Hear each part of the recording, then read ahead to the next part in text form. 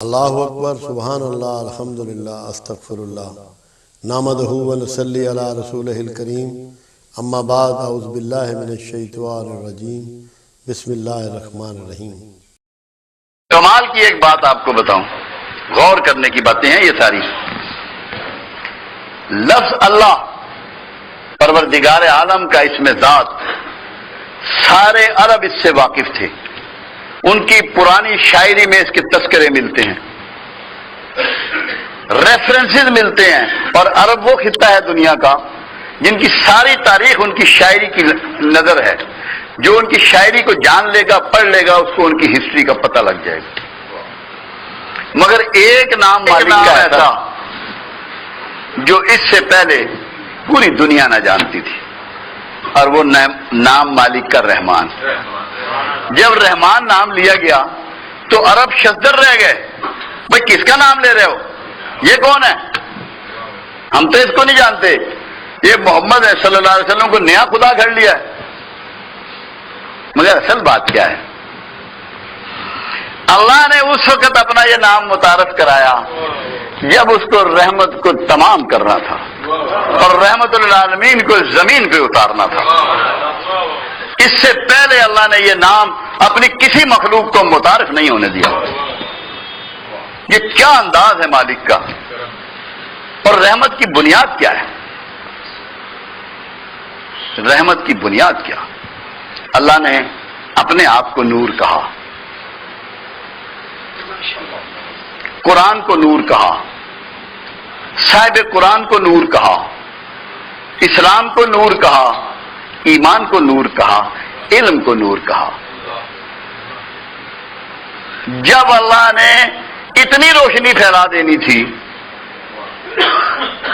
اور رحمت للعالمین کے ذریعے تمام اندھیروں کو چھاٹ دینا تھا اور منور کر دینا تھا زمانے کو، تب اپنے آپ کو رحمان کہلوایا۔ اس سے بڑی کوئی رحمت نہیں مالک کی کہ آپ کو وہ علم دے جو روشن کر دے اور تمام اندھیروں کو دور کر دے۔ اسی لیے کہا جاتا ہے کہ ظلمات کو دور کرنے والی چیز نور ہے۔ وہ کیا تھا؟ کس چیز کی ضرورت تھی؟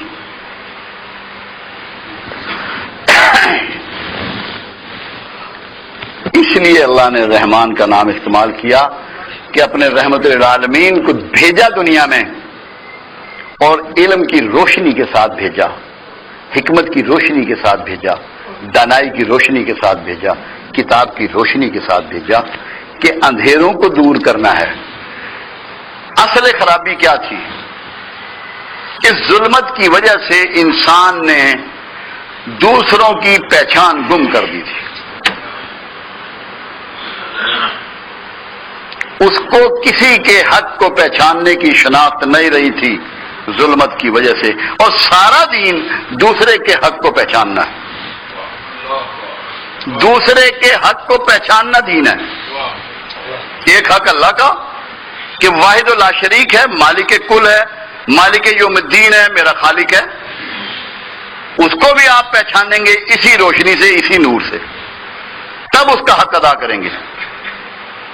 ایک حق اس کے رسولوں کا اور ہمارے رسول کا کہ وہ آخری رسول ہیں، پیارے رسول ہیں، حبیب رسول ہیں، صاحب کتاب ہیں، اور اس کتاب والے ہیں جو قیامت کے بعد کی بھی خبریں دے رہی ہے، صرف قیامت تک کی نہیں ہے، آفٹر ڈے آف ڈوم بھی ورک کر رہی ہے۔ وہ علم دینے والے ہیں۔ ماں باپ کے حقوق ہیں، پڑوسی کے حقوق ہیں، کاروبار کے حقوق ہیں، شادی بیاہ کے حقوق۔ کوئی حق ایسا نہیں ہے جس سے کسی انسان کا واسطہ پڑتا ہو اور اللہ کے رسول کے ذریعے اللہ نے وہ روشنی آپ کو مہیا نہ کی ہو۔ تو جب آپ کو حق پہچاننا آ گیا تو آپ دنیا کے سب سے محفوظ انسان ہیں۔ آپ اسی وقت سرکار کی رحمت میں آ گئے، کیونکہ جب آپ حق ادا کرنا شروع کر دیں گے، آپ سے زیادہ محفوظ و مامون نہ یہاں ہوگا نہ وہاں ہوگا۔ صرف ایک علم سے کہ آپ کو حق کا پہچاننا، اتنی روشنی آپ کو دے دی، ورنہ اندھیرا ہو۔ ابھی ماجد صاحب نے بھی یہی بات آپ کو بڑے پیار سے سمجھائی ہے۔ اندھیرے میں آپ رشتوں کو نہیں پہچان سکتے، کسی کا حق نہیں پہچان سکتے۔ اب ہماری بدقسمتی یہ ہے کہ ہم سنی سنائی پہ لگ گئے۔ اللہ تو یہ کہہ رہا ہے کہ فجر کے وقت، عصر کے وقت، 2 وقت اس کتاب کو ٹٹول۔ پھر جس طرح اللہ نے اس کتاب کو محفوظ فرمایا، اس کی سب سے ایک خوبصورت اور اعلیٰ ترین بات یہ ہے کہ صاحب کتاب کے ایک ایک لمحے کو محفوظ فرمایا۔ کیوں؟ کہ کتابی شکل میں تو آپ کے پاس محفوظ ہے قرآن، اللہ کا کلام۔ ڈیمانسٹریشن کی شکل میں اگر محفوظ نہ ہو تو آپ کیسے سیکھیں گے؟ کیونکہ وہ تو آپ نے دیکھ کے سیکھنا ہے۔ ابراہیم خلیل اللہ جیسا شخص اللہ سے کہہ رہا ہے کہ اللہ تو ان کی بوسیدہ ہڈیاں کیسے جوڑے گا، مجھے مشاہدہ کرا۔ اللہ کہا تیرا ایمان نہیں ہے؟ یا اللہ ایمان تو ہے، میں اس میں اضافہ چاہتا ہوں۔ ابراہیم خلیل اللہ جیسے برگزیدہ پیغمبر دیکھ کر اضافہ چاہتے ہیں، ہماری کیا بساط ہے؟ ہم کہاں کھڑے ہیں؟ ہمیں بغیر دیکھے مطلب اضافہ مل جائے گا ایمان میں؟ ہمیں ڈیمانسٹریٹ کرنا ہے۔ اور اسی لیے اللہ کے رسول صلی اللہ علیہ وسلم نے 24 گھنٹے قرآن کو ڈیمانسٹریٹ کیا تاکہ لوگ دیکھیں، مشاہدہ حاصل کریں اور ان کے ایمان تقویت پائیں اور قوت حاصل کریں۔ ہم تو نہیں کر رہے۔ ہم نے کیا سیکھا ہے؟ باتیں۔ ہمیں پروفٹ کی زندگی کے ایک ایک لمحے کو سمجھنا ہے، اس پہ چلنا ہے۔ ہم میں سے کوئی 100% نہیں ہو سکتا، ہم اتنے طاقتور لوگ نہیں ہیں، بہت دور کے زمانے میں ہیں، 1431 سال گزر چکے ہیں میرے آقا کو۔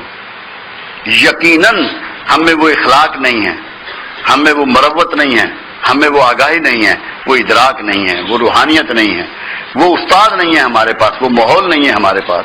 یقیناً بے شمار خامیاں اور کمی ہے، مگر سفر کا آغاز تو کرنا ہے۔